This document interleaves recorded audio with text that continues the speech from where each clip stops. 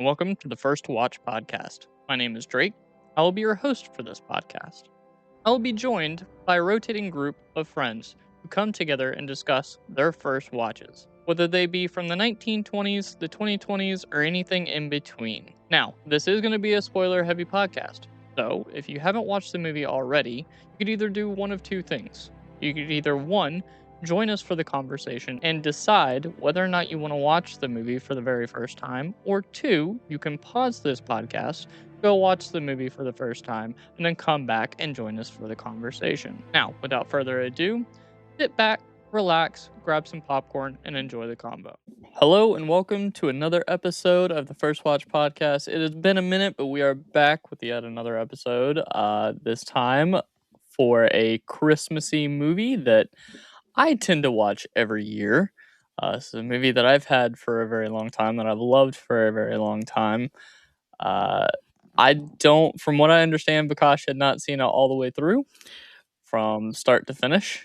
Vikash, who has actually been on the podcast before on the episode of The Big Heat, he is back. He is the host of the Cinema Pursuit podcast. Say hello to everybody, Vikash. What's up? So it wasn't even like I've seen parts, I've seen songs. That's about it. Yeah. I know the lore, but I don't know what's going on. I don't know what the story is. I don't know anything about it. So Yeah. it's a first watch for me in a big way. Yeah, if you have any questions about this movie, you could definitely lob them over. Like I said, I've watched this for a very long time. This came out in '93. I was born in '96. Just for clarification, it is a little bit older than me. But I have had this movie on so many different formats, including UMD, that I've watched this multiple times in multiple different ways. The only thing that I do not have it on, and I need to rectify very soon, is 4K. So that's one of those things that I definitely have to get this movie on 4K because I got Corpse Bride on 4K and it looks absolutely beautiful. I did watch this on Blu-ray yesterday because I hadn't watched it yet. I waited until we did this to actually get my yearly watch in. What did you know about this movie prior to Nightmare Before Christmas before we did this? So I mean, I know where it comes from. Like in high school, I liked Tim Burton. I know Danny Elfman. I know Henry Selick, and I always get mad. Like people like, oh yeah, that's Tim Burton's movie. I'm like, no, it's not. It's Henry Selick's movie. And then on top of that, I mean, like I understand, the whole idea is from his head and Yeah, the development and all that, but based on a poem that he did. I know where it came from, where this world was crafted, how they did all that sort of stuff. So it's like I'm aware of it. I've Mhm. seen like the last number, the first number of the movie, or not the first, but like the second number in the movie. So it's like I've seen the big pieces of it, but I never knew what the story was or like anything of the sort in between, you know? Gotcha. So I know all the technical stuff. I just didn't know, the movie itself, which is weird, but it's like if you know Tim Burton in general, this is kind of inseparable because this is kind of the thing that made him big. Yeah, it is what most people, at least my age, know him from. I I don't mean, know I about. think I mean, your most people your people age our too. I mean, age, obviously, because but yeah, the 96 kids today, which, obviously I'm a yeah, 96 too. I think people know him from like, when we were in high school, it was like Alice in Wonderland came out at that yeah, time. Maybe yeah, like a Sweeney Todd. I knew him from that. Things like me. I mean, I knew him from '89 Batman. That was the first thing I knew him from. But still, yeah, Alice in Wonderland was like the thing that came out like when we were in school, where it was like it made $1 billion. Everyone went to see it.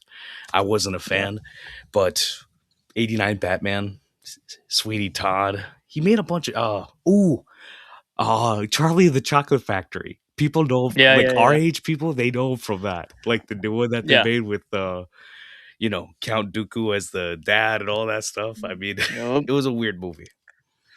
The movie Yeah. Tim has done a lot. Um, this was kind of one of those first times that Tim had conceptualized a movie, but was not really at the helm. Uh, which was kinda interesting for him. I know he produced the entire thing, he wrote the thing, he based it on, like, a ride that he had seen at Disney. He had seen a couple places change their, Halloween stuff in the stores to Christmas stuff, and he was like, "Huh, this is kind of interesting," and then he wrote a poem, and then that's just kind of how it came to be. Um, That's interesting this is because a it's like that's one of those things where Nolan talks about it. Everyone who knows Christopher Nolan, they know that he's a bricked man. Not in a yeah. disgusting way. I mean, in the sense that like he's bricked in terms of like you can't find the man. He's got a flip phone and you can contact him by email, which is like I strive to live that way as much as I can. Not that you really can Yeah, in this era, but his whole point is that you need to be bored. You need to be focused. James Cameron is like, I see these people scrolling on their flights. I'm like, I'm trying to work up there. Like, I'm just trying to, like, I'm in my head visioning, right? And yeah, that's the whole point is that if you want to do something like this, you need to take the time to think about it. And it could be something as yeah, simple as going to the store and seeing, the change from Halloween to Christmas. That's all it takes. It takes something simple and then your mind starts churning about it. So I didn't know that. yeah. He wrote that little poem, it was only about 3 pages. He didn't do much with it. He kind of sat on it for a minute. Disney, I believe, approached him and was like, "Hey, do you have any other ideas?"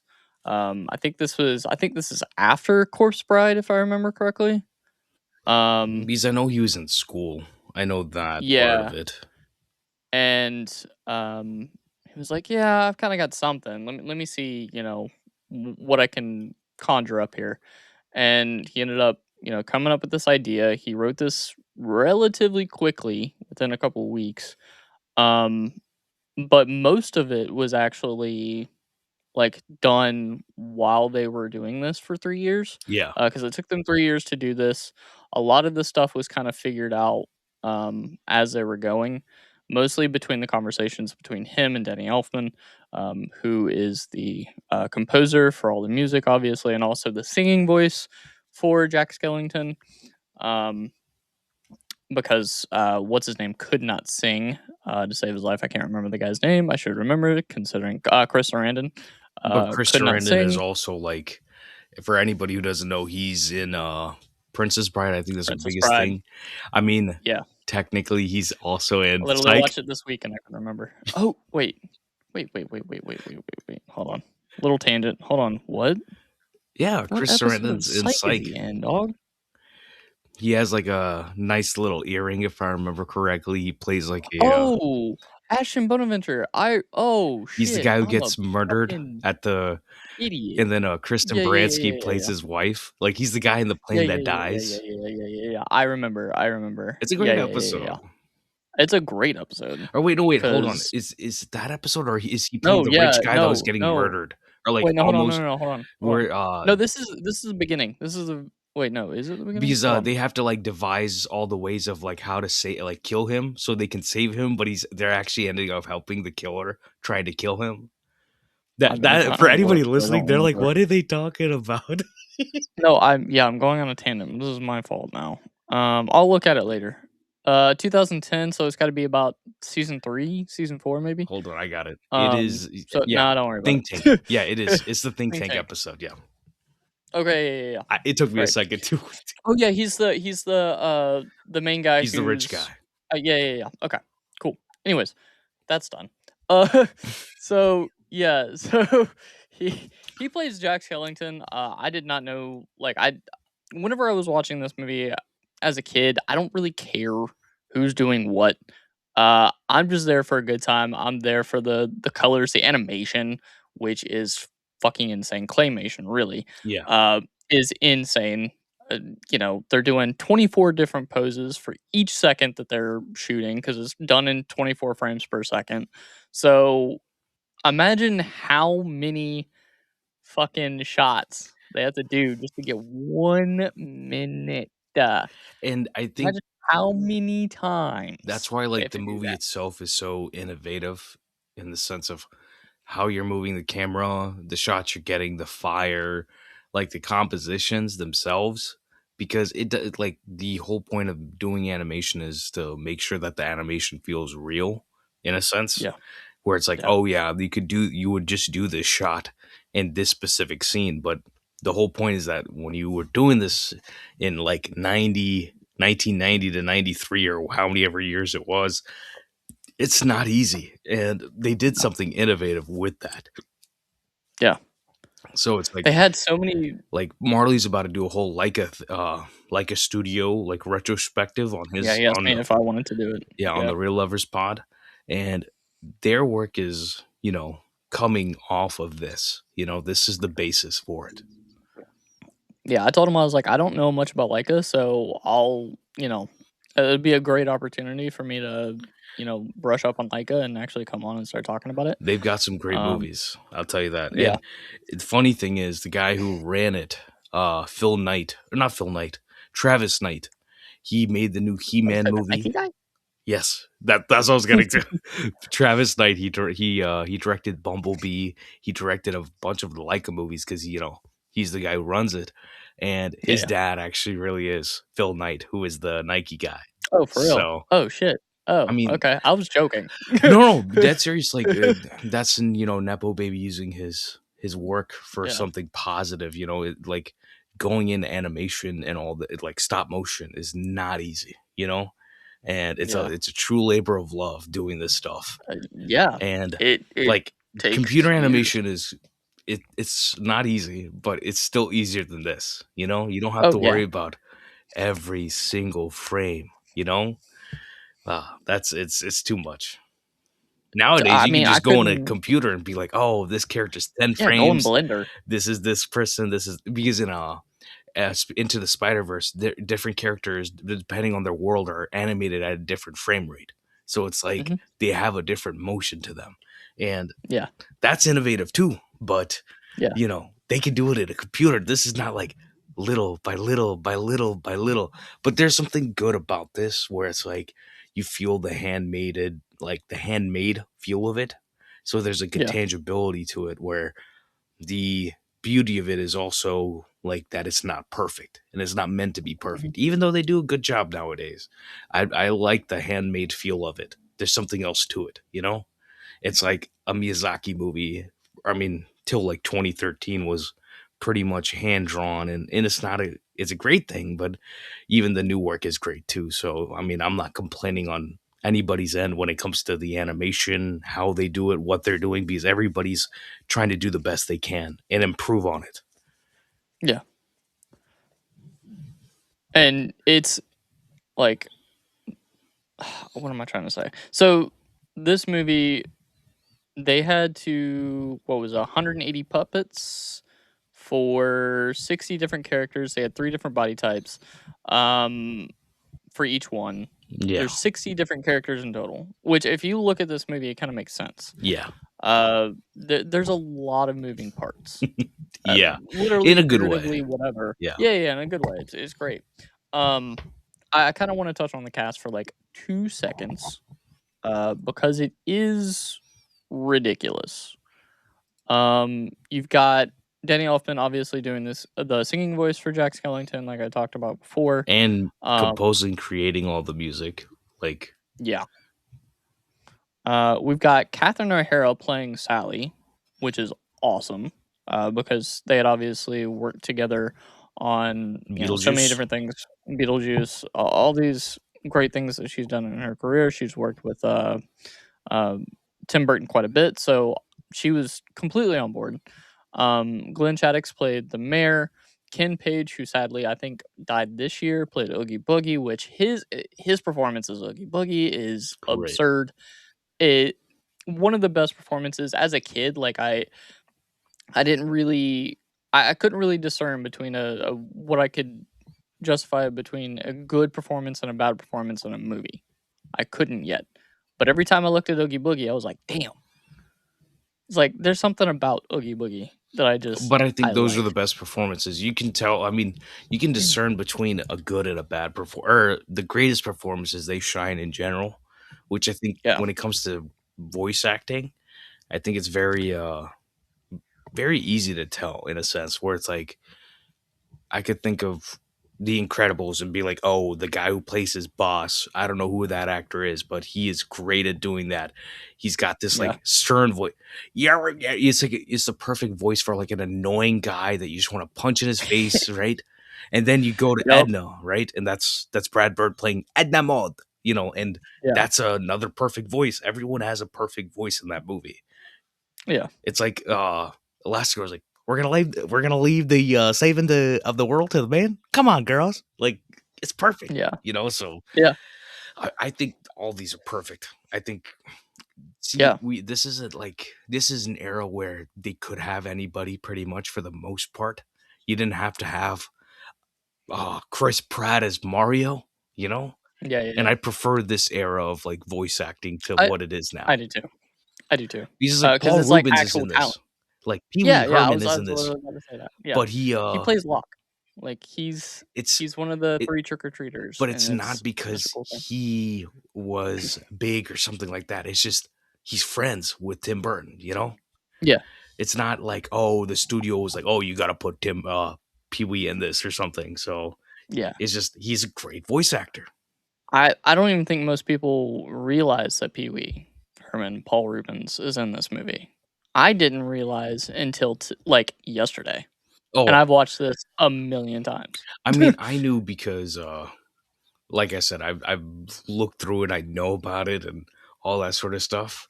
And I'm like, it's just like he even did a voice in Bob's Burgers for a Yep. random episode a couple years ago, like post COVID. So it's like I Mhm. know he shows up and stuff randomly. So it's like I always, and I'm pretty sure it's like, you know, he was just a cool dude. And I think like I think pretty much anybody could tell you that Pee Wee Herman, like that first, like the movie that we all know, is like one of those like perfect things. Like Pee Wee's Big Adventure is like a Mhm. perfect movie. And you know who Yeah. directed it? It Tim was, oh, it Burton. was Tim. It was Yeah, Tim, it was right? Tim, So it's like it's a lot of fun. which See I gotta that's the get that thing. Criterion, by the That's way. the thing about Tim. Tim has done a lot of things. I don't think there's a genre he hasn't touched in a good way. Yeah. Whether I mean, there's certain directors who touch a lot of genres and that they don't have good products, but like I think he's gone through pretty much everything and delivered something compelling. So Oh, I mean, like I'm even Wednesday, like recently, like season yeah, one was, I mean, like the episodes he directed, like he definitely set them on a good path of like visual language. So yeah. more so than What do most you like Netflix shows. Yeah. How do you feel about him giving up the reins for this one? Considering it is he was the producer of this movie, he was the creator of this thing, but then turning around and giving it to Henry Selick and said, "Hey, I will give you notes, I will give you creative ideas, but I'm gonna let you take the reins on this one." How do you feel about that? Have you seen? This is a weird comp, but have you seen Battle Angel, a little Battle Angel 2019? No, it's a blind spot for me. Reason why I say I think it's a good movie, and they definitely needed to make a sequel. John Landau, who we're talking about this the weekend that Avatar 3 is coming out. John sadly Yeah. passed away while that was in production, but John is the one Mhm. who produced it. James Cameron wrote it, and he would give mounds of notes, from across the world to Robert Rodriguez.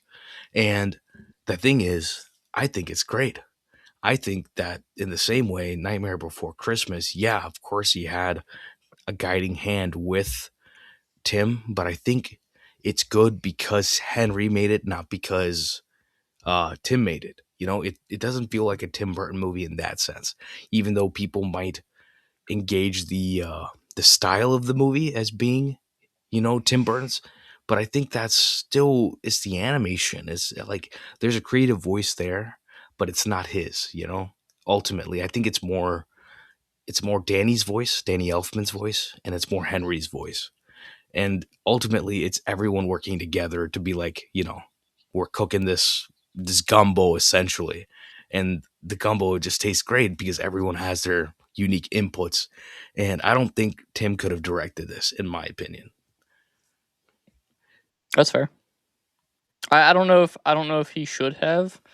Um, I wonder what it would look like if he did. I mean, in that alternate universe where it was all him, Yeah, I don't know if it'd be darker. I don't know if it would be, um, but I like, mean, this movie is technically already dark enough just in like its themes, compared to but like James and the Giant Peach, Coraline, like everything yeah, that he's done afterwards, like it pretty much is apparent, you know, that he has a taste of like darkness too, like yeah, yeah, that Henry has. Where I'm like, when I watched James and the Giant Peach, which I had more, I had that. I didn't have Nightmare Before Christmas as a kid. yeah, yeah, I thought it was crazy. I was like, I've never seen anything like this. I think this is cool. So yeah. it always excites me to see what he's doing. And Coraline freaked me out as a kid, and then finally I watched it. I was like, oh, this is great. I was like, girl with button eyes, this is kind of cool. And that was the thing actually for a lot of girls that I knew. They love that, you know, and they're the ones Yeah, who put me on game about that. Like, why are you being stupid? Watch it. And I did, and it was awesome. yeah. How like this movie, you were saying that, James and the Giant Peach, Coraline, all these things. This is very much the groundwork for those movies. How do you feel that, like, how this might have been the stepping stone for those, and like how he evolved from Nightmare Before Christmas to James and the Giant Peach to Coraline?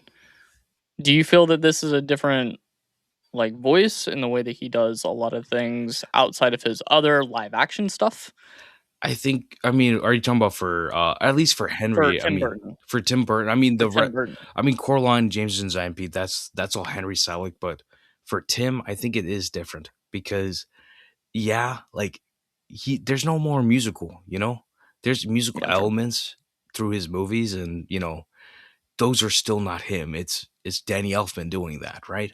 So it's like there's there's the world building is Tim, right? And Mhm. everyone with stop motion and you know everything else, like it's them working together to create the world. But ultimately, it is Dan. I think it's Danny's story more than anything because the music itself is what takes reign in the movie ultimately. Yeah. Because Yeah. I mean everything else works, but I feel like there's a little bit of pacing there that I mean, even though it's only like a 70 something minute movie, it's like it slows Yeah, it's down not very long. Yeah. for me. Um, You know, I know people love it, but like I'm a little bit lower on it than everybody else. There's a reason why I don't watch it every year. yeah. And like I came away not giving I gave the movie the chance, you know, like I expected it to be great, but it's like I know I just don't vibe with it. You know, it's not like a yearly thing for me, but I can definitely respect the work that they did, you know, because this is no small feat to make something like No, this. This is no. crazy. This took this took ridiculous amounts of labor. The sets were massive. The amounts of heads that they had to do for each, like main character, uh, you know, doll or whatever, uh, took a lot. They had to, I think, from what I saw, um, they took basically the vowels of like AEIOU and made that into the faces, Yeah. and then just kind of like moved them whenever they needed to change them for each word. But the thing is like, if you look at the movie with how fast it's going, they have to do it like every fucking Yeah. picture Which is, I and do that mean, 24 times for a second of film. meaning like, you know, that's why like someone has to sit there and do that and direct that, right? I think Yeah. like even when they did Mr. like Fantastic Mr. Fox, I think Wes was there, but even then, you Mhm. know, there's other people there helping him, you know? Yeah. These things don't just come out of nowhere. They have to have someone who's done this stuff for a while that has to help them, and Henry was the guy who did that, you know? He did that himself. So, Yeah. I think he's great. Did did any of the acting in this movie, since it is all, obviously voice acted, um did any of it feel like it fell flat at all? No, no, no. But that's the Did thing. it It's feel like like the emotion was there? no, everything was there. It's just, for me, it's just I have a different connection to musicals and things like that at times where I'm like, it works for me. I think it all I have a worked. different standard. Not, I mean, not a I different. would It's assume. just like a different history with it. That's all. Because it's like Hmm, once the music stops and the story picks up, I'm like, there's a bit of give and take for me in the sense that like I'm like this is running a little too long. I don't feel invested here. Things like that. But that's just me. I don't know. That's why I think the movie works best when it is the musical moving parts of the movie, but you need the rest of it to like have it stand as a story itself. So yeah.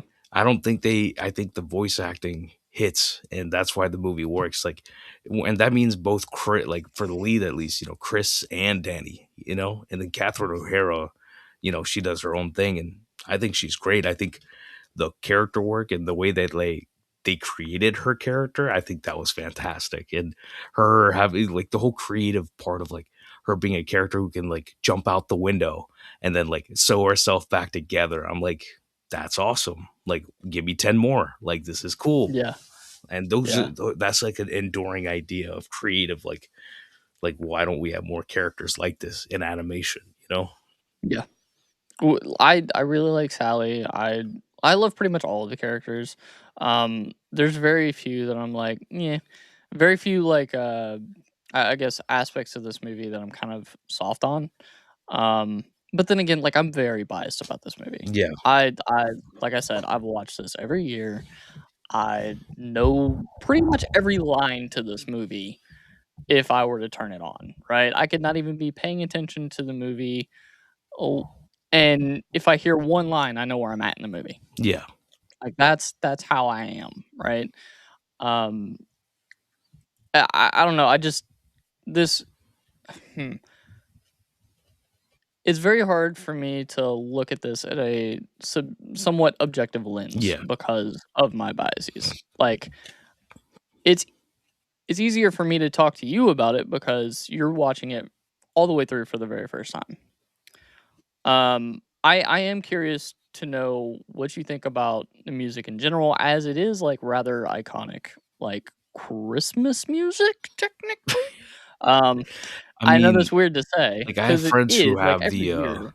they have the vinyl for it. Yeah, And then I still don't have the vinyl, and which is they'll weird. put the movie on, like even Zach puts it on, like I guess when they're like decorating their Christmas tree and stuff. So it's like they're half watching, they're half doing that. So it's like it is the musical element taking control in a sense. So I mean, the music's great. I think this is still Danny Elfman's like this is top two, you know? Yeah, And it might really be, it might not even be two, it might be one. Because yeah, I, like I said, I think it is his creative endeavor of the musicality of the movie that sells the best. And Danny is someone who, like today, people will talk about like Hans Zimmer, Ludwig, they almost had Hans Zimmer do this.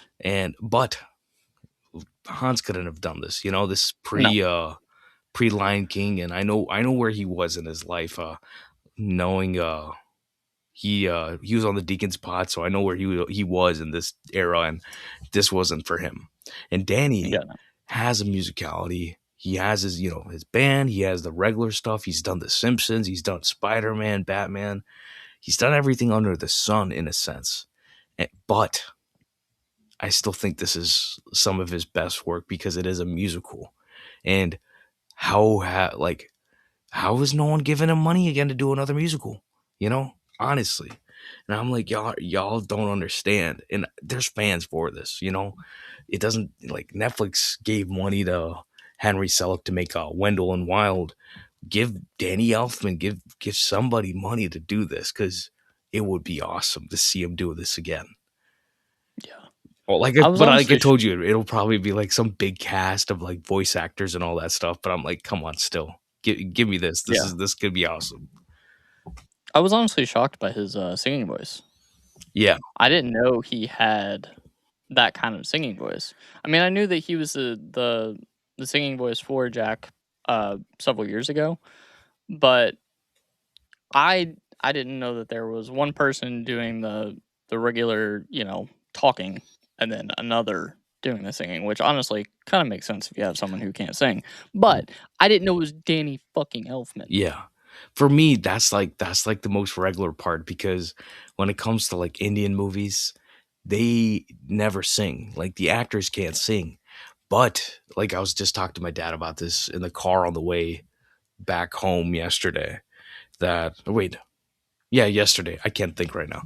But Mm, he was talking about how like people will literally they'll bring in an actor and listen to them talk and be like, okay, this is the register I have to sing in. This is the intonation I need to sing in because this is the way he talks. And then the matching of the voice to the person singing matches up. And I'm talking about like if you watch some of these older movies, you'll be like, wait, that's not him singing. Like they do a really really good job. And it could and that same same singer could match another person and match another person on top of that, you know. So it's like it's an interesting talent to have, and obviously Danny has it, you know? So the way that he kind of moves his voice to match Chris's voice, Chris Sarandon's voices, that is a masterclass unto itself that no one talks about. yeah. It I imagine it's something that is not easy to do. Um, No. Especially if you're not really, because I don't even know if they were working in the same booth together. More than likely they were, because this was around the time that everybody was working within the same studio. Nowadays, But if you're looking at voice acting, a lot of the voice actors don't actually work in the same studio. They're generally working out of their own closet, which is something that kind of happened due to COVID. But it was also happening a little bit before then too, because of, they would just get voice talent from around the world. So they would do that, just because it was easier.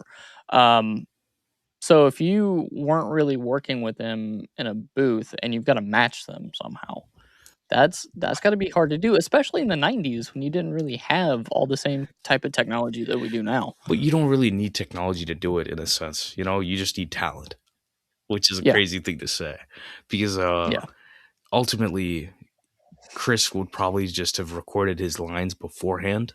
When it comes to a lot of these things, they'll just bulk record everything, and then they might yeah, have them come back or like depending on what's happening. If they change something, they add something. So it very much is just Danny like doing his thing. You know, it's not. yeah. There's no there's no See, replacement for like talent. no, Honestly, I know like that Tim and Henry would go to Danny Elfman and say, "Okay, so this is what's going on in the movie. This is what you have to write for." They'd give him a few days, he'd have a song. They do it again. They'd say, "Hey, this is what's next in the movie." They give him a few days, he'd have a song. But like, I don't know where in the process they were where they were recording the voices for Jack, like the yeah. regular speaking voices for Jack, and then turn around and getting the Danny Elfman side of things. I have no idea where that is in the timeline. I Yeah, didn't see anything on that. So I'm very curious as to what came first. Was it the Danny Elfman singing portion, and then Chris just decided to take that and kind of meld his way into the voicing of Jack Skellington? I don't know. Um, it has to be Danny doing it afterwards because the thing is, Afterwards, like you said, it's like they they I mean it could have been both ways, but like you said, Elfman wrote this within a few days at times, you know, like or he at least like has his first vision of it at that time, you know, just from like, oh, this is the idea. It's like, okay, I'll write it. And that's how most musicians work. And it's yeah, insane to me because that's how like John Williams to this day, right? He writes on composition paper and with a pencil, and that's how he works. He's like, don't give me any of this stuff till I don't want to see anything till I'm like you're editing, you know. yeah. So By the way, and then I've I'll tried it. Not easy. yeah, it's not easy because I mean like I mean I have a musical head myself, so like I understand it, but doing it itself is a lot harder, you know. And I mean, it could have been that Chris heard the songs and then he kind of based his performance upon that also. So Yeah. that's another element also, Yeah. because that's, I mean, like Indian movies, that's what they do. I mean, most musicals, they do playback while you're doing shooting the songs themselves. So there's definitely, that could be an element also to how they capture those performances. Yeah. Um, what do you have a favorite song in this movie? I mean, Since there are so many songs. cop out, cop out. You already know what it is. Which one would it be? What's this? Yeah, it's the last one. Yeah. I think Oh, I the think I last one. Okay, so not I what's think this? the song, or one second. I know it's I think it's the second one in it. It's This Is Halloween. Like that's obviously, This. like Oh yeah, that's yeah, like yeah, the yeah, yeah, yeah, yeah, iconic yeah, one. yeah. That, and then the Yeah. next one where it's Jack's What's this? Lament. No, But not that one. yeah, This Is Halloween. You know that, Oh, I mean, yeah, yeah, yeah, that yeah. obviously. But I think that, and then the kids when they're going, like Paul Rubin singing too. Oh yeah, the They're Lock, Stock, and going to Barrel. like they're going to This is Santa to Claus. yeah, they're going to Kidnap kidnap the Santa Sandy Claus. Claus. And then yeah, the one at the end where it's like I think it's the finale. It's just the one that wraps it up essentially. I mean, but they have a lot of good ones. Like you said, there's probably about like 20, 25 in the movie. But those are the, Yeah, and then obviously I feel like the kids, the Oogie Boogie song, like that's like he cooking. dude. He's cooking. Oogie's fucking. Like I said, I rewatched it last night, for the umpteenth millionth time, and even then, there were some aspects of the movie that I'm just like, damn, how'd they do that? The one thing that I looked at and I was like, how the fuck did they pull that off? Was the snake eyes? So they Oh did yeah. the dice, and then the snake went through the dice, It's awesome. and I'm like, okay, so if you're doing one shot or like one thing per second for 20, like you do that It's over insane. how many how the fuck did you pull that off? It's too much. It 'Cause, like, I really haven't is. seen that. I It's haven't seen the behind the scenes of it's a that, and I would love to see that. mind-numbingly boring but great thing to do, you know? Yeah. But like for Oogie Boogie, Ken Page was actually uh he was in Cats, Mhm. like T.S. Eliot Cats, like the play. He was in Mhm. the Wiz play playing the lion.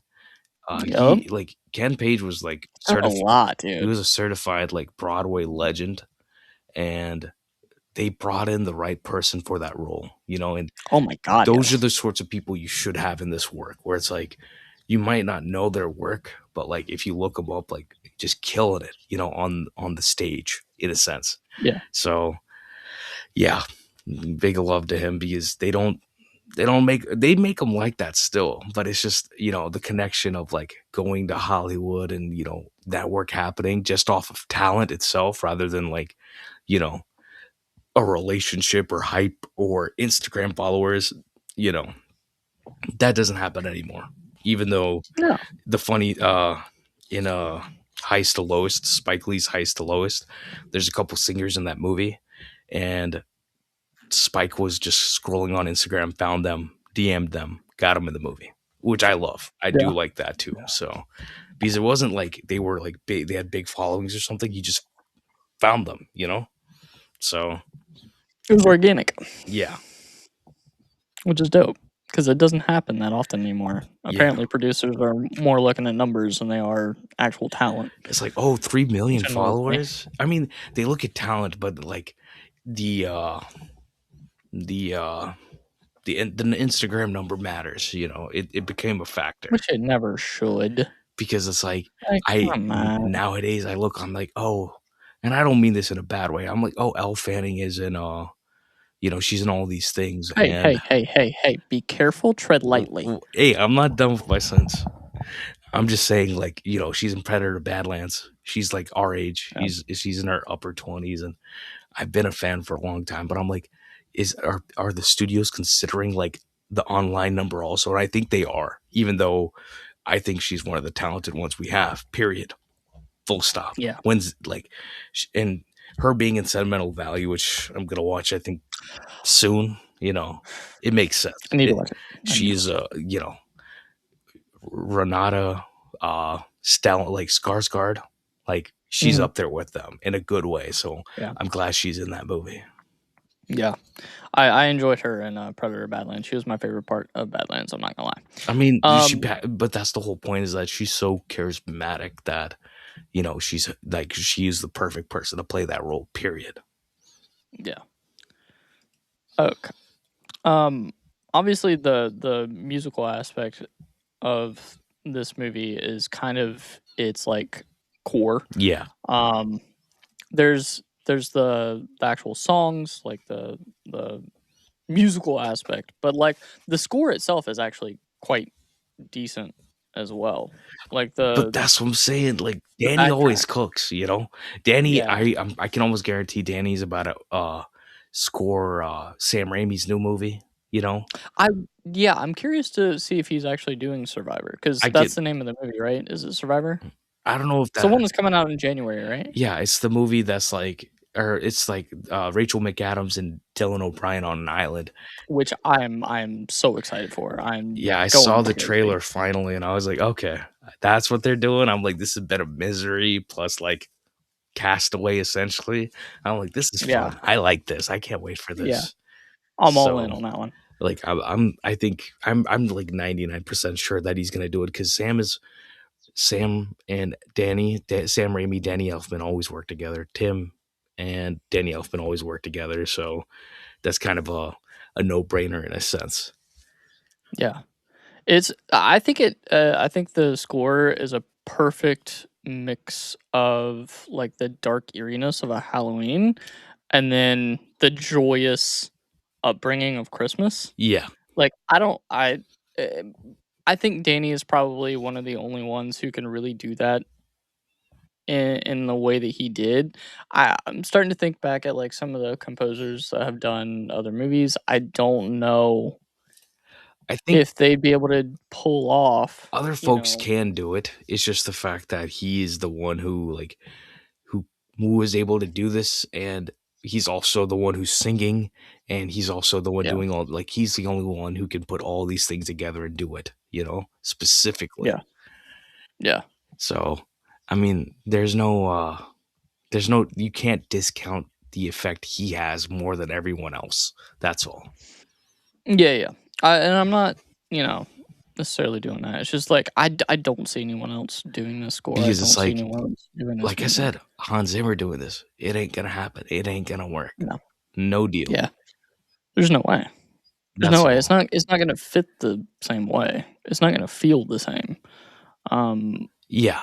And that's the thing. Like, it's also like, you can talk about like the style of Tim Burton, but mhm, it's not just him, it's also everyone he's working with. And his biggest partner is Danny Elfman. Across the board, he's the one he's worked with the most. So he always deserves his credit on that, you know? And it's like, I think the only thing that they didn't work on was like Sweeney Todd, and that's because that one guy, Steven Sondheim, like, what does he know? yeah. what, What does what what he does he fucking know? know? Yeah, what does he know? The goat. Literally Yeah. the goat. Um, is there anything that you think that Danny Elfman might have had a say in, like, even in the story alone? Like, I know he's doing a lot of the musical stuff, but do you think he had a little bit of a Definitely. sway Definitely. Because I in the mean, music or in the story? his sway of the story is the music itself. So they're telling Yeah, him what the music is itself, right? Like, oh, this is what needs to happen in the song. So he's the one writing the songs. So the way that he's doing it, the way that his songs are running the movie, the pacing of the songs themselves is what's dictating this movie, right? Like I told yeah, you, once the music stops, the movie has a different pacing. And I love the pacing of the songs. The pacing yeah. of the movie itself kind of is good, but it's not great for It's like me. they're taking a song that's at, like, 210 beats per minute and then dropping it down to 180, like, really fast. But it's like, you need the difference of pacing between the songs and then Yeah. the story itself, or else then it's like then it's an issue, because if it's Yeah. all musical all the time, you're gonna get sick of it, and the It's gonna be movie, a slog, yeah. and I don't think you ever feel that in this movie. No, I think there is a nice balance between the musical and the regular speaking. Yeah. Yeah. And that's why, I mean, like the whole, like that's how it, like when it comes to Danny Elfman, ultimately with this movie, it's inseparable, his work, itself. And that's why I think you can see the difference in Henry's work. You can see the difference in uh Tim's work, even, as directors, because ultimately they're doing their own work, and then wanna I think every part of the way where you have your writing, you're shooting the movie, you're editing the movie, but there's also the music of the movie, right? Where it's like Mhm. this one, it's inseparable, but it's like every other composer out there is watching a movie and then creating the timing in their head of the emotion of the moment, And Danny's always been great at that. And he's a great musician, but he's also a great composer too. And those are two different jobs, Not everybody can do it, You have your rare cases of like Ross and Resner and Ross, the guys from Nine Inch Nails who have made a whole career out of it, where it's like it's not just one thing, it's evenly both things. Danny is, I mean, he has his band and everything else, but it's mainly this work that he does, right? So I think it's incredibly interesting to see how musicians work, because their work is incredibly inseparable from all these movies that they compose. Because Yeah. you recently watched we together we recently watched Sicario. Was it your Yeah. first time? No, that was, like, my 2nd or 3rd. I think that was Tony's first time. Tony's first time. But Yeah. the music in that, right? Uh the great late, and it sucks to say this because he died so young. Johan Johansson, the Yeah. work that that man did every single time. There's a emotional core where it's like it's not like you're using the same instruments every single time, but like every single time the man is doing something beautiful. Whether it's the main one for me is Sicario, but like if you move from Sicario to Arrival, you know, those are two completely different pieces of work where you don't know what the difference is. I think I still he created a score for Darren Aronofsky's Mother, Mm. never released. And since then, he's Mm. passed. And I'm like, just put it out. Like, I just want to Yeah. hear the man's work, because I know for a fact he did something compelling. Because that Oh, yeah. movie's crazy as it is. And whatever Yeah. he did, whatever he thought the emotion of that movie was, it must have been something special. So, yeah, big love to the composers. Big love to Danny Elfman, man. Like he's Yeah. been killing it. And it's like I watched The Simpsons. I it was weird. I went to the Universal Studios as a kid, and the Simpsons ride came out, and then I started watching The Simpsons after that. And I've been watching a little bit of I always watch like the early seasons now, and Mhm. I'm always like, yeah, like that theme song, like Danny's work in that, unforgettable. I think he knows what he's doing. He always knows what he's doing, So Yeah. always excited to hear from him. Literally. Yeah. Yeah. Well, yeah. Uh, Literally. he had, at this time, he also had his band, Oingo Boingo, Yes. um, while he was working on this, Yeah. but, he said several times that, the work that he did in Nightmare Before Christmas was actually the easiest work he's ever done, um, and that it just came so natural to him, which, I mean, if you look, I'm not trying to sound disparaging, but if you look at the man, he looks like he would work on Nightmare Before I know. Christmas, especially now. Like, But it like that's the whole point, is that like he that why do you think that's why I think the movie flows, is because there's nothing hard about this to him, right? Like yeah, this was I that's what I'm saying. This is as much as is his baby than anybody else's, Because it might say Henry Selick, it might say produced by Tim Burton, but the biggest part of it is his work in the movie, And I mean this in the sense where it's like even in Indian movies, the movie could be crap. Literally, there's movies who like the story's bad, the things are bad. The producers will go get great people who do great music, and that'll save the movie. People will go Yeah. see the movie because of that. People will buy the tapes or the CDs, and now the online whatever it is now because it's that great. Yeah. And I mean, I don't think Danny even has an Oscar, I think he's gotten a lot of different awards, but he never got an Which is Oscar. absurd. Which is I mean, absurd. of course he has nominations, but I don't think he ever Yeah, but to not get a win, like they weren't even nominated for the music in this. he'll Obviously, get there a was only one thing that they were nominated for, but what do you call it? He'll probably get a lifetime achievement like oh Oscar. yeah, Like in the Tom next got like one. 5 years. Tom got one. Tom Cruise. Yeah, Uh yeah. You got I one got a what good last story. I year don't know if before? I told you the story about I'll tell you afterwards, but about one of the other people who won an Oscar that day with Tom Cruise. I kind of like couple degrees. I know the guy, but Oh, yeah, it's interesting because he's done everything under the sun, and he doesn't get his credit. It's no. great. I mean, he gets his credit, but Yeah, but not in the same way that he should. yeah. So, Nowhere near in the same way that he should.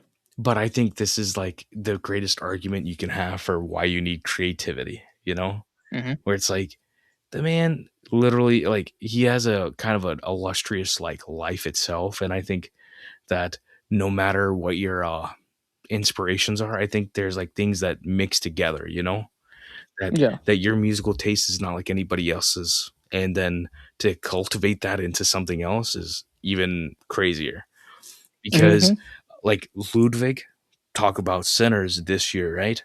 That's like this is a Swedish guy, he don't know nothing about this, but he went and did the work, created, like, worked with the people who know it better than him, and put his ego aside to listen to himself. That I know the taste, I know what he's looking for, what the culture is, how the people who are singing, how to put these songs together for the movie itself, and then Yeah. create a tone for the movie before they even go into production, right? So it's like his that's why he's also a producer on as the executive producer, but producer nonetheless on Sinners because of that Mhm. level of creative importance, right? So I think that, if they made this movie today, he would be a full producer. Like Danny Elfman would be a producer on the movie because that's the effect he has on this movie. So Yeah. just super saying. Just saying. Yeah. I don't think that they should redo this movie or in Oh any no, no. way, and there were talks to do sequels, and I think that that should be left alone. I mean, if Uh, Danny did it, I'd be interested, but they don't need to. I think they should use this sort of creative soul to make something else creative and interesting. That would yeah, be I definitely interesting. want them to do something together again before it's too late. Um, but It's getting too late. yeah, I mean, maybe, But but I wouldn't say never, Like Miyazaki, Spielberg, uh I George mean, they're all Miller. up there. They're Fucking all Scorsese is, they're like, all in his 70 plus. 80s, But 90s. it's not like Yeah, they're not putting out the best work of their careers still. Uh yeah, you know what movies coming up? Two movies that came up within the last week, Birdman and West Side Story. Of like, I need to rewatch this right now, just for yeah, yeah. different reasons. Where I'm like, there's something about the theater aspect, but there's also Mhm. something about the musical aspect where I'm like, I'm in this. And on top of that, I just watched Nightmare Before Christmas, so I'm like, the whole past week of my mind has been on in this Musical conversation. and theater, yeah, So it's like, and about like, there's something compelling here that I'm like interested in right now. So definitely chasing yeah, this. yeah. Okay. So, the production value of this movie is obviously rather insane. Yeah. It's kinda nuts. Um, were there any little small details that you caught in the movie that was just like, "Oh, that's kinda cool?" Um, It really is. Like I said, it's the camera movement and the composition, yeah, meaning that composition, not in the sense of like mise en scène, like not the framing of the characters themselves, but rather the visual effects composition of like how do you put fire behind these characters that are stop motion, and you're putting together different elements of physical capture in the same frame. And obviously these are things that people have been doing on film since 100 years at this point, but this is something else. This is something different. And they've made claymation stop motion sort of things and before, and they've been, like I said, they've also been doing that forever. But what they did with this, it feels kind of like old style new tricks in a good way. And that really just caught my eye. And I think, like I told you, it's even the detail of the characters of like how they're like like how she's able to, like I said, jump out the window and then sew herself back together. But there's also a physical element of like how she's sewing herself together, the buttons and everything else, and the stitches that she has. And there's something where you can make this and it doesn't feel violent, it doesn't feel gory. And there's a very specific line of doing that, because that could have very much felt like, ugh, that's kind of messed up, but it just feels so endearingly of that character. And just I don't know what they did, because they definitely did it with intention of that. It just feels so cool to see that, because in any other character, like any other situation, that like that'll freak you out, but it doesn't freak you out. You're just like, that's awesome. So it really is every little detail of just like, oh, here's the cinematic version of like what we need to do with this, but there's also the, oh, this is the character moments and the details of these characters of this world that we put into this that matters also. Yeah. And it's across the board. It's not like it's just one character that has that. Everybody has that. The doctor who keeps her, in the tower, very, very classic fairy tale thing. And the when the poison and everything, the way Drugs, breath, she and like everything. poisons him and everything, the broth, yeah, it's like it's so interesting, Yeah. you know so that you could watch this movie, even like I said, for me, is like, even though I didn't vibe with it fully this time, like I could still rewatch it and be like, this is just great filmmaking. Like, you can learn from this. This is something where I feel like, anybody could like look at this and just know and understand that there's something intimately being done about this with care. And that sounds like so basic to say, but the fact is we live in an era where, or not in an era, I think it's always happened, but it's like there's a lot of like less forethought being put into film, in films that are being made. And we prefer the movies that do this instead. One of my favorite movies of the 25th century, which just came out on my pod technically now, is Into the Spider-Verse, just for that very reason, that they're doing it. Yeah, I love Spider-Man and everything about that, but the like the filmmaking aspect of it matters. Like, if we ran a list for the top 10 movies of the 1990s, this has a very good chance of being in there, because it's doing of something of critical value that's pushing the art form further. And animation is, like, we should say this is not a kids movie, just because it's animation and doing in musical and this and that. This is not a kids movie at all. This is very much just you using the animation format to tell a musical story, and they did a great job with it. And it happens to have elements that happen to be about holidays and things like that, and kids do like that. Happens to be. It's not because of that. Th- There's so many little details in this production that are nuts. I found out what yesterday that Zero's nose, the dog's nose, Yeah. is a jack o' lantern, which I did not Yeah. know. Like, they actually put a jack o' lantern in his nose. Like, I Oh, like didn't. physically. No, like they made it a jack o' Yeah. lantern. Like, you don't really see that very, like, long. It's there for, like, Yeah. a second, but it is a jack-o'-lantern. And And then, like those are the things where it's like, even if you rewatch it so many times, like, you still pick up new details, right? yeah, like, Snow White and the Seven Dwarfs is apparently in the movie as, like, little figurines, and I didn't see Oh, it. okay. As, like, little bits of figurines. There's so many, like, little Easter eggs in this movie that I had not seen before.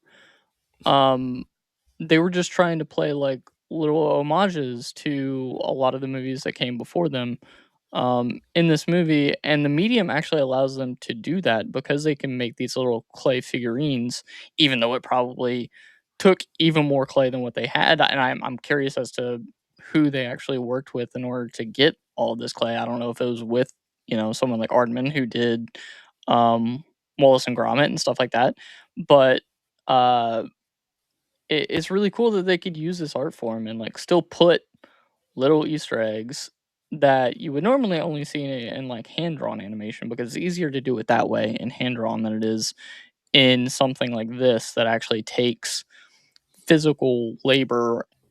I don't know how they managed to get these little, Easter eggs in the movie, um, considering they actually have to make these little Easter eggs, like, literally make them, unlike with hand-drawn animation to where they can just take a few seconds to put something in. I say a few seconds is several minutes, but in comparison to something like this, uh, it's a lot harder to do. The little guy that was in the base, the stand-up bass, in the, like, I guess the little band that was outside, they would it's kind of Yeah. reminiscent of, like, a New Orleans band. The little guy that was in the bass was modeled after Danny Elfman. Like, little bits like that are what make this movie so special to me, that make this movie so special to a lot of people because they obviously put the effort and work in. Yeah. And if they didn't seemingly do all these little bits and pieces, then I don't think it would necessarily hit the same. I don't think it No. would have the mainstay that it does in popular culture because it is everywhere. If you look at this time of year and Halloween, it stays for 3 months everywhere. People are watching it quite a bit. I will say, this is a not a good comparison for some folks, but it's like Aquaman, like James Wan's Aquaman. Yeah, There's a lot of world building there, yeah, truly. James Cameron, Avatar, like these sorts of like Frankenstein, even like Del Toro's work. There's a lot of world building that's going on, and the whole point is to pose a lot of things but never explain them, and that's what this is. Like, you might pick up on it, you might not, but like, you can tell that there's something going on here. People are not they're not blind to that sort of element of physical or visual like work that's going on. yeah, So, because it's like you can compare it to The Corpse Bride, and I don't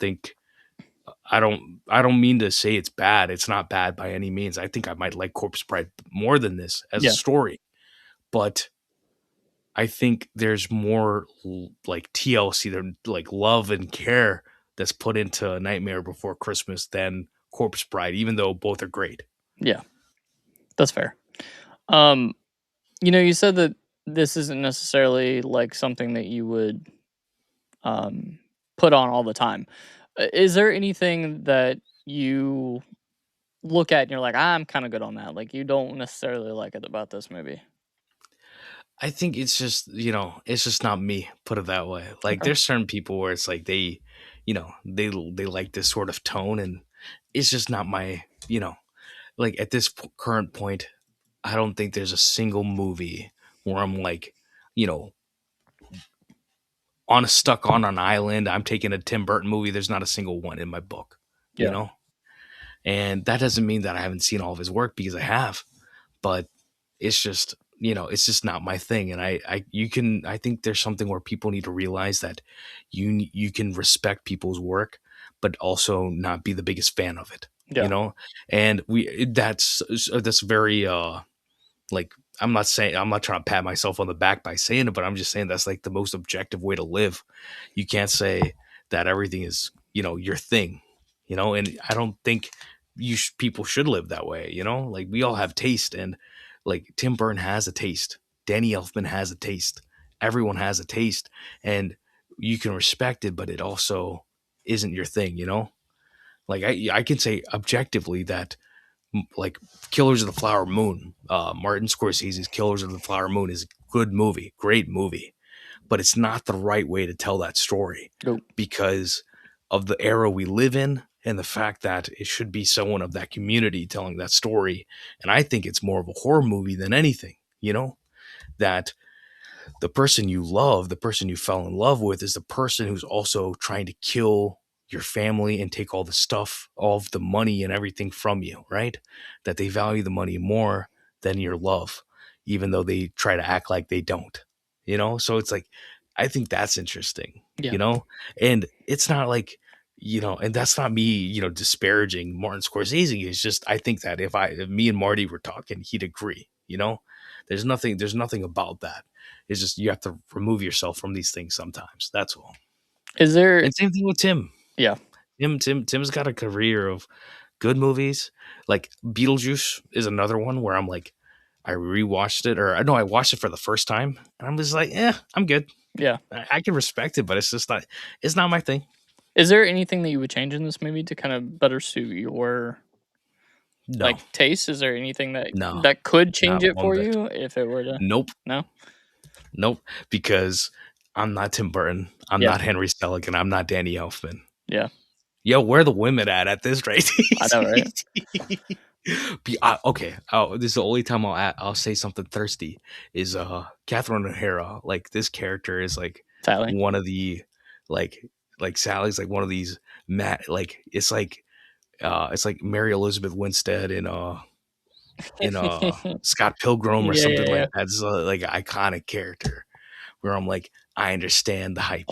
No, no, no. Well, yeah, Sally is always brought up whenever it comes to like people's first crutches or whatever as kids. Yeah. Like Sally is always one of those. It was like, surprisingly enough, it's this inanimate clay object that I really love from What do a you Tim mean? Burton movie. You don't like Kim Possible? You don't like Shigo? Oh, Like come what are you on, talking God! Don't about? even get me started. Don't even I'm get me I'm just saying it's started. like that's like Shigo is the same element. That's Yeah, all.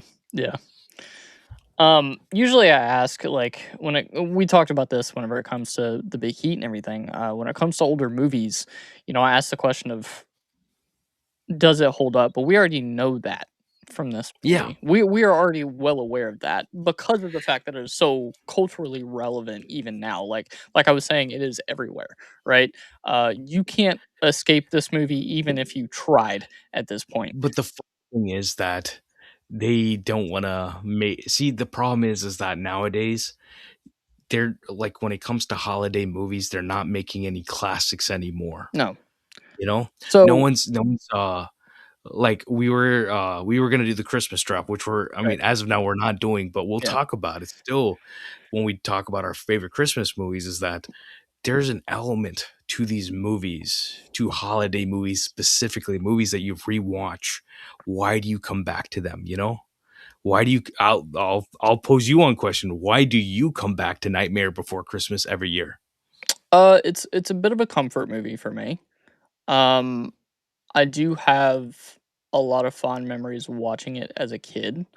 Um, Yeah, not only that, I was initially as a kid hooked on it due to the music, which is why a lot of times these movies have music in them because they know they can get kids on the music, which is then causing them to come back to it more and more and more. Um, but then as I got older and started to understand the actual story of it more, I started to enjoy that. The themes of curiosity, the themes of like looking at something, and then looking at yourself and understanding that you're able to enjoy something that, like, if you were to look at yourself and then look at something that is completely opposite of you, which if you look at Jack Skellington, Christmas is very much on the polar opposite of what he is yeah, as a person. But despite looking like that, he can still enjoy it, right? He can Yeah. still find a joy in something that most people, if they were to ask him, "Hey, do you enjoy this?" He'd be like, I do, but you guys probably don't believe me," that kinda thing. Um, Yeah. like, I relate to that a lot as a kid who is a gangly, slightly disabled child. I enjoy, sports. Most people, whenever I have a in-depth sports conversation with them, they kinda look at me like I'm crazy. But, um, I'm like, "Yeah, like, this is something that I know and enjoy." This is something that I relate to with Jack Skellington. So I think those types of things is what cause it to be, you know, great. I kind of lost my train of thought there for a second. I am rambling. Um, But, no, no, I understand what you mean, where it's like, I think that's the thing also that I don't think everybody necessarily has grown up on it, but yeah, I think it's something where it's like, you can grow to love this also, yeah, you know? you You can. can respect the amount of love that's put into this movie in every way, Yeah, and they like I said, they make it feels like, you know, oh, we need to put out this, 2024 or 2025's like Q3, Q4 holiday movies, and we're gonna have the one where the guy comes back to his hometown. We're gonna have the movie that where it's this and this, and it's gonna be this and this. It's gonna be like the mom trying to keep the family together. It's gonna be a list of things. It feels like it's very corporate, yeah, in a sense. And I'm not saying that things don't shine through. It's just they don't feel like this, And I mean this across, I don't mean just animation. I mean just across the board. When's the last time you had a good holiday movie come out that's great? I think it's the holdovers, right? I yeah, can't think of yeah, another movie. yeah. Period. That's the only one I can really think of. Yeah. And that's because it's like it's trying to be a good movie first. Yeah, It's yeah, not just it is the holidays is very much the whole point of the movie. But it's also like the human element of the three main characters is I think it's timeless. yeah, So we just need more movies that put the effort in, yeah, and so much so that that movie, we'll talk about it, that literally they shot digital, but they did every other thing possible to make it look like film, and it does look like film, and yeah. it blew my mind. I'm It really actually did. talking that on Marley's pod. I think on the 23rd. I Like believe. I'm excited to hear. Yeah, Trust yeah, me, like that is a great movie, man. yeah. We already know that within a 30-year span from 1993 to 2025, this movie still has a cultural mainstay. Um, I think the more interesting question is not necessarily whether or not this still holds up because we already know what it does. It is everywhere. You can't escape it.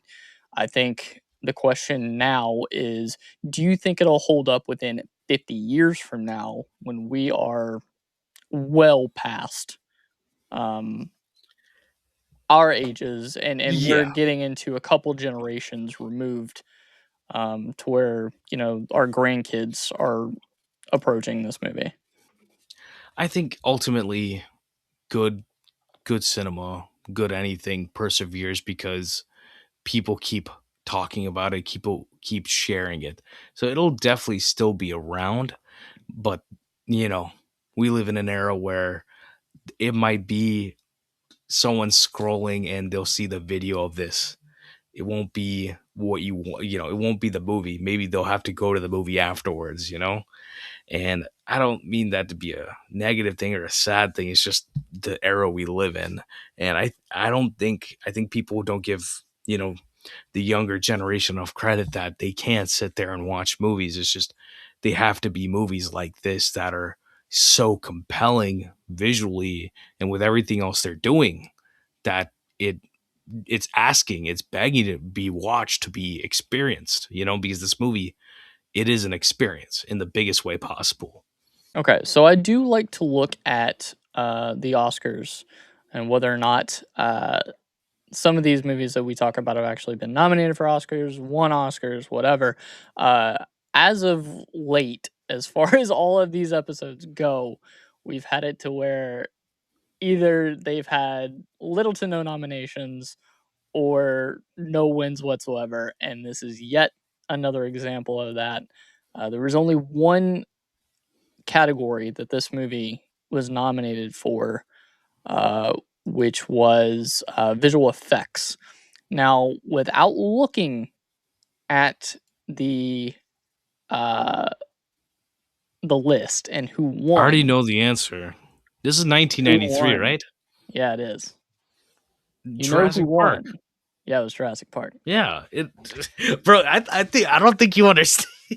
No, there I were don't only. want. I don't even Do know that it won the Oscar. It's just like do I'm you not gonna say know? Schindler's List. Yeah, yeah. Do you know the other movie that was nominated in this category? And once I tell This is you, not I don't 94, think you're gonna. No, this is the year '94 of when the Oscars were. but Yes, like 94 was like Forrest Gump, so it's like it's it was not that. '93 was Yeah. the movie year. No, I don't. I don't know. It was Cliffhanger. Oh, okay. Rennie Harlan's Cliffhanger. Yeah, There's a lot of VFX in that. They actually just remade it. There's a new vehicle of Cliffhanger coming next year yeah. from John Colette Sarah, who pretty much makes the most B movie movies. That's kind of his bread and butter. I don't mean it in a bad way. I'm just facts are facts. Yeah. I mean, I Cliffhanger's a good movie, but I understand. Yeah, It's just so funny to see it in the a visual juxtaposition. effects. Yeah, the Yeah, I know. juxtaposition of a visual effects category to have Jurassic fucking Park and then Nightmare Before Christmas. And Which are you're just like, like, which are pushing the medium in the yeah, biggest ways, and then you have in Cliffhanger. multiple different Yeah, ways. And then it's just like Cliffhanger. And it's like, okay, Cliffhanger. one of these things does not belong. Yeah, And yeah. that's No, it. I understand.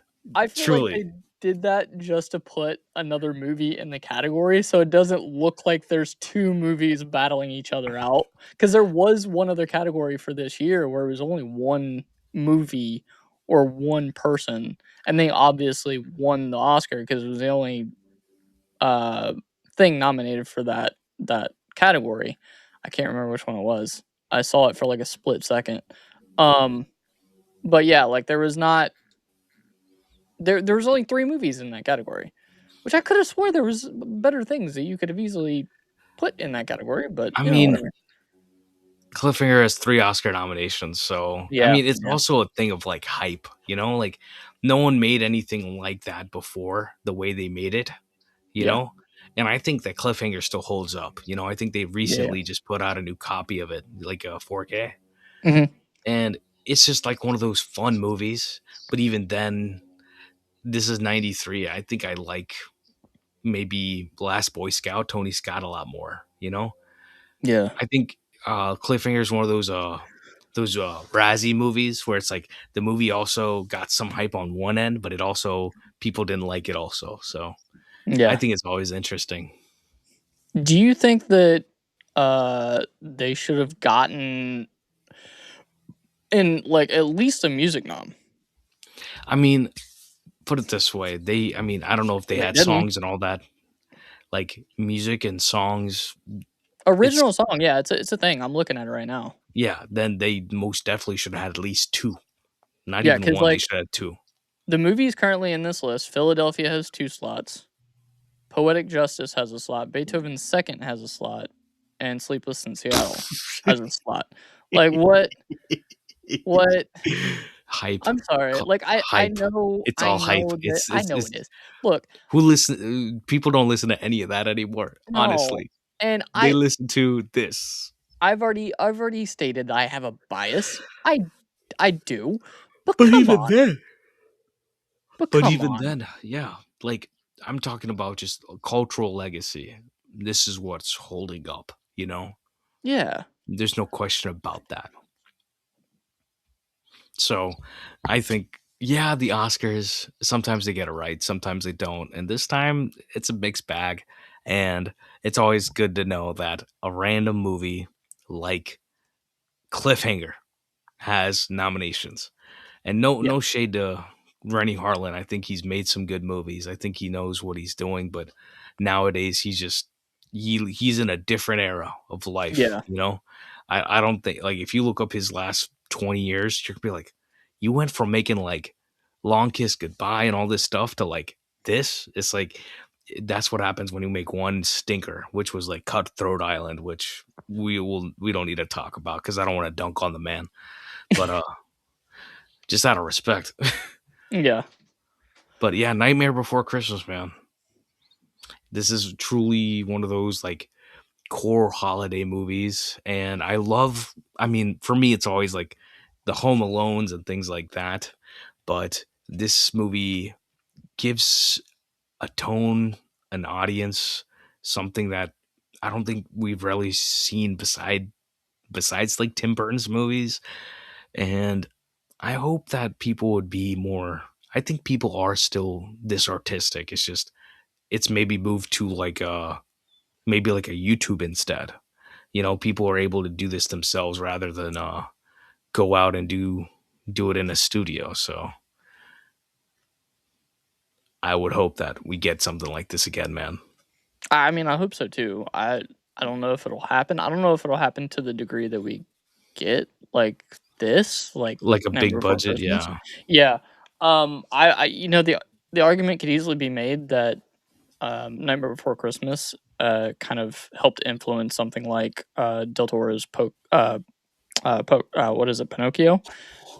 Yeah. Um, I would not be surprised if Del Toro was like, "Oh yeah, I looked at, you know, Nightmare Before Christmas and I was like, hell yeah, let me do something, you know, somewhere in that realm."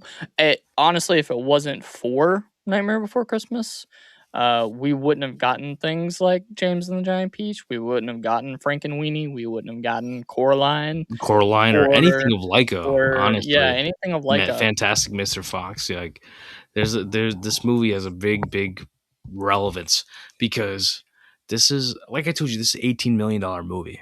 They made yeah. $109 million in '93 Just nuts.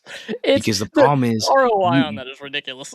today you could dump this on streaming and people would not even watch it, you know, No. sadly, Yeah. which is crazy to me. I feel like it would find an audience, but it wouldn't be like something that, you know, instantly gets success. And Yeah. this is something that did, you know, back then. Yeah. And I think that says something, you know, it says something about people, how they were watching things before and how they're watching it now. That's all it is. It's there's a different path to be, you know, to get to an audience today, Yeah. which has become a blight on a plight on the industry. So it's interesting, and we need something like this. We really do. We need Yeah, we some, need something and like this that I can don't mean in the sense of like just like the same tone, but just like something that's just this original, you know. yeah. Something that, you know, kind of sticks around for a while, because you know, this one is obviously gonna stick around for a while. We need Because the something problem new is within the that holiday scene that's gonna do like that. they like I said, they make these movies. Like they make holiday movies still. It's just are they worth it? Yeah, none of them have the same pull like this does, like the holdovers do, like the Home Santa Claus, Alone, Home Elf. Alone, Elf, like all things that we're gonna be talking on your podcast here pretty soon. Um, so as you know, we've already done an episode together. Um, I don't know if you've thought about this since the last time that we did something. You know, I always ask two questions at the end of each podcast. First question being, do you think that somebody should give this a shot as a first watch if for some reason they have not come across you know, Nightmare Before Christmas and given it a shot? Do you think that they should do that? Yeah, definitely they need to. Because it's not like this is like I said, this is a culturally relevant, important movie. And it's one that's pretty accessible in a sense. You know, it's not no offense to a lot of great movies, but it's not boring, you know? This is something where I feel like anybody could really, you know, just put it on and experience something interesting. So they definitely should check this out because Yeah. I waited all these years to check it out. It's not like but it's like I knew what I was getting into, you know? It's not like I haven't seen every other thing the man's done, you know? Yeah. Like Tim Burton's done or Selleck has done. Nice. What is one movie that that you also think should be given a first watch that is necessarily not talking about a lot. Like, Talked about a lot. obviously, like, Corpse Bride is, just there, but I would say James and the Giant Peach, Coraline, a lot of these other stop motion movies, but I would say also Sweeney Todd. That's like that 2007 Sweeney Todd is actually pretty dang good, Very good. and they don't talk about it enough. Like, I watched it on HBO quite a bit as a kid, and I always liked it. I don't think people give Tim Burton his credit, but also the fact is, he's also had stuff that doesn't hit. But I think people should always look at his catalog of, like, this is what an interesting, career looks like. It's not just one thing.